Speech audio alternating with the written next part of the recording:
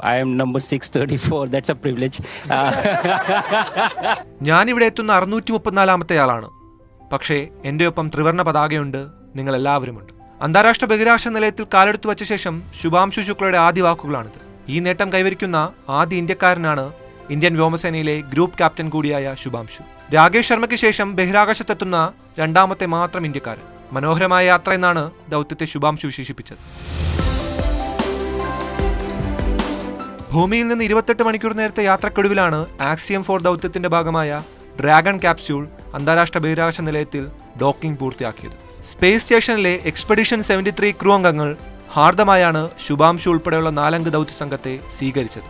Axiom 4 ദൗത്യത്തിന്റെ commander നാസയിലെ മുൻ chief astronaut Peggy Wilson Shubhanshu ഉൾപ്പെടെയുള്ള സംഘാംഗങ്ങൾക്ക് ആസ്ട്രോനട്ട് പിൻ സമ്മാനിച്ചു.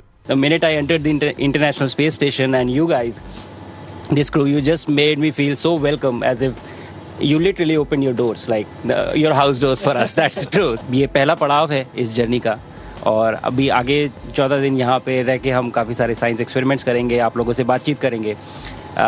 लेकिन कहीं ना कहीं ये जो पड़ाव है ये भी दिखाता है कि ये हमारी अपनी स्पेस जर्नी का भी एक पड़ाव है. मैं अपने शोल्डर पे अपना तिरंगा जो मैं लेके चल रहा हूँ, मैं मानता हूँ कि आप सब मेरे साथ हैं, तो मैं ये भी समझ लेता हूँ कि आप सब भी मेरे साथ उत्साहित हैं. എൻ്റെ ഈ യാത്ര ഇന്ത്യയുടെ തന്നെ യാത്രയാണ്. ഞങ്ങൾ ഇവിടെ എത്തിയ നിമിഷം നിങ്ങൾ ഞങ്ങൾക്കായി നിങ്ങളുടെ വീട്ടിലേക്കുള്ള വാതിൽ തുറന്നിട്ടതായാണ് തോന്നിയത്. അടുത്ത 14 ദിവസങ്ങൾ മനോഹരമായിരിക്കുമെന്ന് എനിക്ക് ഉറപ്പാണ്.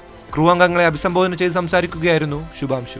1984-ൽ രാകേഷ് ശർമ്മയാണ് ബഹിരാകാശ ദൗത്യത്തിന്റെ ഭാഗമായ ആദ്യ ഇന്ത്യക്കാരൻ. എന്നാൽ അന്താരാഷ്ട്ര ബഹിരാകാശ നിലയത്തിലെത്തുന്ന ആദ്യ ഇന്ത്യക്കാരൻ എന്ന് ശുഭാംശു ശുക്ലയെ ചരിത്രം രേഖപ്പെടുത്തും. അടുത്ത 2 ആഴ്ച ആക്സിയം ദൗത്യ സംഘം സ്പേസ് സ്റ്റേഷനിൽ 60ഓളം വ്യത്യസ്ത പരീക്ഷണങ്ങളിൽ ഏർപ്പെടും.